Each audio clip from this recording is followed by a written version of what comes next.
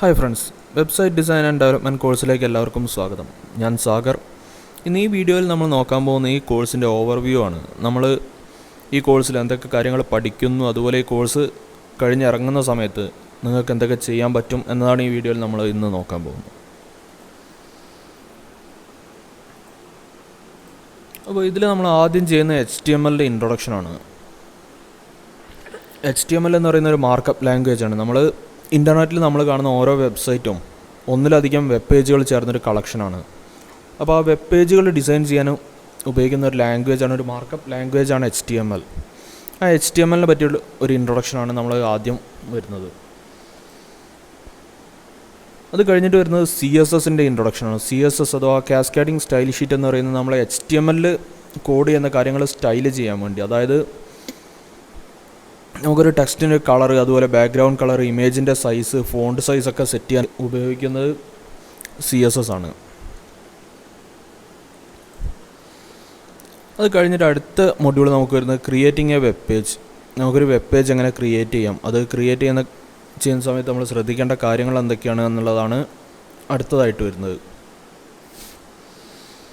അതിനുശേഷം നമുക്ക് വരുന്നത് ഡീലിംഗ് വിത്ത് മൾട്ടിമീഡിയ, അതായത് നമുക്ക് ഇമേജ്, വീഡിയോ, ഓഡിയോ തുടങ്ങിയ മൾട്ടിമീഡിയ ഫയൽസ് നമുക്ക് വെബ് പേജിൽ യൂസ് ചെയ്യാം. അതെങ്ങനെ ചെയ്യാം എന്നുള്ളതാണ് അടുത്തതായിട്ട് വരുന്നത്. അതിന് ശേഷം നമ്മൾ നോക്കാൻ പോകുന്നത് HTML meta tags and SEO. ഏതൊരു വെബ്സൈറ്റിനും ട്രാഫിക് കിട്ടുന്നതിൽ സെർച്ച് എഞ്ചിൻ ഒപ്റ്റിമൈസേഷനിലുള്ള പങ്ക് വളരെ വലുതാണ്. അപ്പോൾ നമ്മളെ വെബ്സൈറ്റ് ഗൂഗിളിൽ അതുപോലെ സെർച്ച് എഞ്ചിനിൽ ഫസ്റ്റ് പേജിൽ, സെർച്ച് റിസൾട്ടിൻ്റെ ഫസ്റ്റ് പേജിൽ വരാൻ നമുക്ക് എന്തൊക്കെ ചെയ്യാൻ കഴിയും, HTML ഏതൊക്കെ ടാഗ്സ് നമുക്ക് ഉപയോഗിക്കാം എന്നുള്ളതാണ് നമ്മൾ അടുത്ത് നോക്കാൻ പോകുന്നത്. അത് കഴിഞ്ഞിട്ട് റെസ്പോൺസീവ് വെബ് ഡിസൈൻ.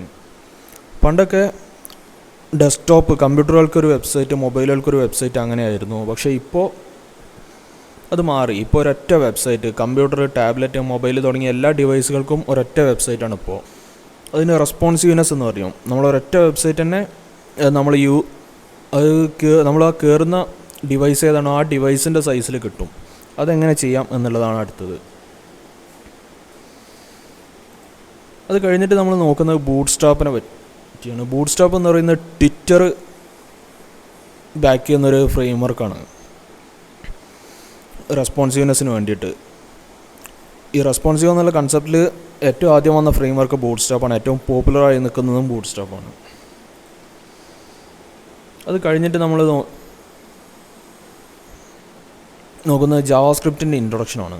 ജാവാസ്ക്രിപ്റ്റ് എന്ന് പറയുന്നത് നമ്മൾ ക്രിയേറ്റ് ചെയ്ത വെബ് പേജിന് അതിൻ്റെ ബിഹേവിയർ, അതെങ്ങനെ ബിഹേവ് ചെയ്യണം, അതിൻ്റെ ഇൻട്രാക്റ്റീവ്നെസ് ആഡ് ചെയ്യാൻ വേണ്ടിയിട്ടുള്ളതാണ് ജാവാസ്ക്രിപ്റ്റ്.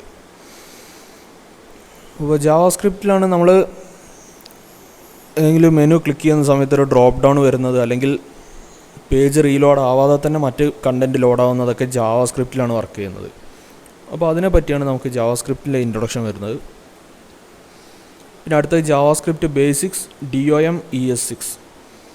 ബേസിക്സ് എന്ന് പറയുമ്പോൾ ജാവാസ്ക്രിപ്റ്റ് അതിനെ പറ്റിയിട്ടുള്ള ബേസിക്സ്, അതിൻ്റെ ഓപ്പറേഷൻസ്, ഓപ്പറേറ്റേഴ്സ്, അതുപോലുള്ള കാര്യങ്ങൾ, ഫങ്ഷൻസ് എല്ലാം. കഴിഞ്ഞ് DOM എന്ന് പറയുന്നത് ഡോക്യുമെൻ്റ് ഒബ്ജക്റ്റ് മെത്തേഡ്, അതായത് ജാവാസ്ക്രിപ്റ്റ് ഉപയോഗിച്ച് നമ്മളെ HTML പേജിനെ നമ്മളെങ്ങനെ ഹാൻഡിൽ ചെയ്യാം എന്നുള്ളതാണ് DOM.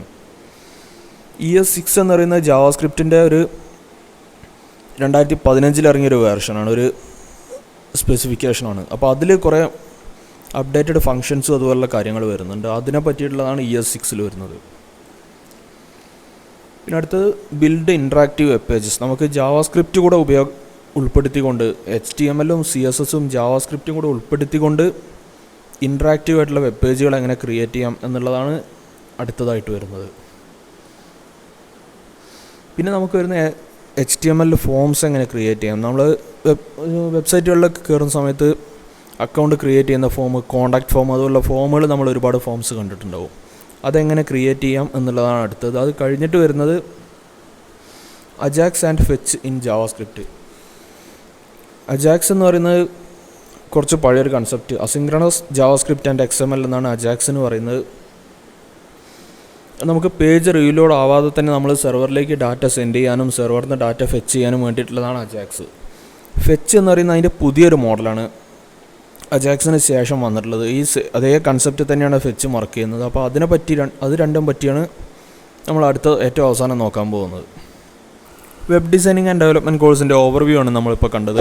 കോഴ്സ് അടുത്ത വീഡിയോ മുതൽ തുടങ്ങുന്നതായിരിക്കും. നമ്മൾ അപ്ലോഡ് ചെയ്യുന്ന എല്ലാ വീഡിയോസും നിങ്ങൾക്ക് റിയൽ ടൈമായി നോട്ടിഫിക്കേഷൻ കിട്ടാൻ വേണ്ടി ചാനൽ മറക്കാതെ സബ്സ്ക്രൈബ് ചെയ്യുക. അതിനടുത്തുള്ള ബെല്ലൈക്കൺ ക്ലിക്ക് ചെയ്യുക.